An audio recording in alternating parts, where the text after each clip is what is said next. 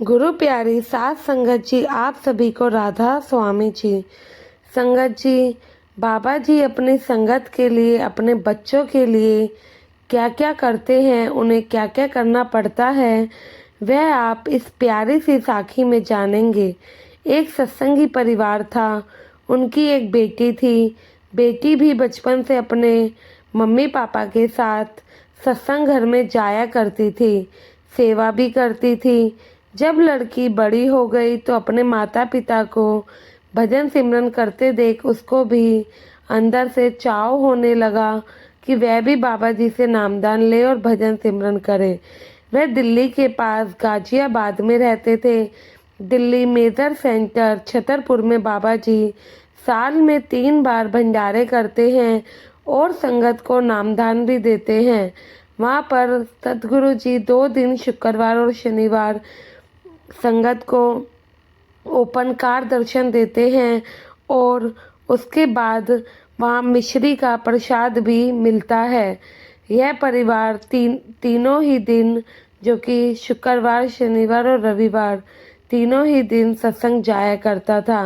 रविवार को बाबा जी खुद ही सत्संग करते हैं। लड़की और उसके माता पिता हर भंडारे पर दिल्ली सेवा पर जाते थे। एक बार वह दिल्ली सेवा पर गए हुए थे। उस दिन नाम की पर्ची मिल रही थी। तब लड़की ने अपने माता पिता को कहा कि आज यहाँ पर नाम की पर्ची कट रही है, क्या मैं भी चली जाऊँ? तो यह सुनकर उसकी माँ ने बोला कि बेटा, मुझे तो कोई परेशानी नहीं है, तुम चाहो तो नामदान ले सकती हो, लेकिन आगे पता नहीं तुम्हारे ससुराल वाले तुम्हें भजन सिमरन करने दे या ना दे। लड़की बोली, मम्मी एक बार देख लेती हूँ, पर्ची मिल गई तो ठीक है, वरना कोई बात नहीं। उसकी माँ चुप कर गई, क्योंकि परमार्थ के काम में उसकी माँ उसको रोक कर कोई गुनाह नहीं करना चाहती थी, ना ही अपने सर पर किसी तरीके का पाप लेना चाहती थी। लड़की पर्ची कटवाने के लिए चली गई। उस लड़की को सदगुरु पर पूरा विश्वास था। वह सेवा भी बहुत ईमानदारी से करती थी। अंदर सेवादारों ने उससे जो जो सवाल पूछे, उस लड़की ने उन सभी सवालों का सही सही जवाब दे दिया। तो उस लड़की को नाम की पर्ची मिल गई और अगले ही दिन उसे नाम भी मिल गया।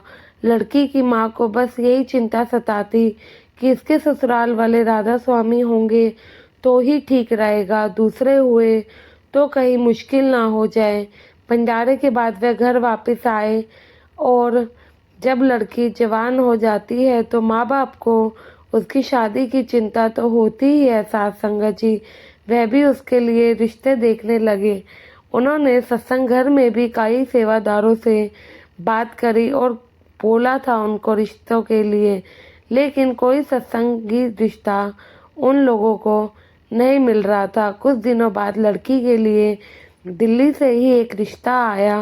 वह परिवार सत्संगी नहीं था, परंतु मंदिर वगैरह जाते थे। घर परिवार ठीक था उनका और एक ही लड़का था। तो माता पिता ने अपनी बेटी की शादी दिल्ली के इसी लड़के के साथ कर दी। लड़की अपने घर में तो आराम से अपने कमरे में बैठकर भजन सिमरन करती थी, परंतु अब शादी के बाद वह घर का काम निपटा कर सब खाली हो जाता तो ही अपने में कमरे में जाती और भजन सिमरन पर बैठती। एक दिन उनके घर पर कोई मेहमान साथी आया तो उस लड़की की सास उसको कमरे में बुलाने आई। तो देखते हैं कि लड़की चुन्नी ओढ़ कर चौकड़ी मारकर बैठी हुई थी। उसकी सास उसको उस अवस्था में देखकर पूछती है कि यह तुम क्या कर रहे हो? तो वह बोलती है, मम्मी जी, मैंने सदगुरु से नामदान ले रखा है, वही जप रही हूँ। वह उस समय गुस्से में कुछ नहीं बोली, बस यह कहकर चली गई कि बाहर तुमसे कोई मिलने आया है। बाहर आई तो देखा उसकी बुआ की लड़की आई हुई थी, जो कि शादी में नहीं आई थी, इसलिए वह उनसे मिलने आई थी। वह उनको शादी का गिफ्ट देकर चाय वगैरह पीकर थोड़ी देर बाद चली जाती है। इतने में उनका उस लड़की का पति आ जाता है। तो उस लड़की की सास ने घर में बखेड़ा खड़ा कर दिया कि ये अंदर कमरे में बैठकर पता नहीं क्या कर रही थी। उसका पति भी उस पर बहुत गुस्सा होता है, कहता है यह नहीं चलेगा।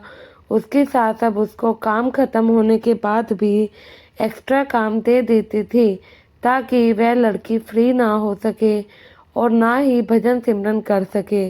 उस लड़की ने अपनी मम्मी को जब सारी बात बताई तो उसकी मम्मी ने कहा, इसलिए मुझे पहले से चिंता थी और बाबा जी भी कुंवारी लड़कियों को नामदान इसलिए इतनी जल्दी नहीं देते क्योंकि बाद में ससुराल वाले भजन सिमरन करने देंगे या नहीं, यह चिंता उनको भी रहती है।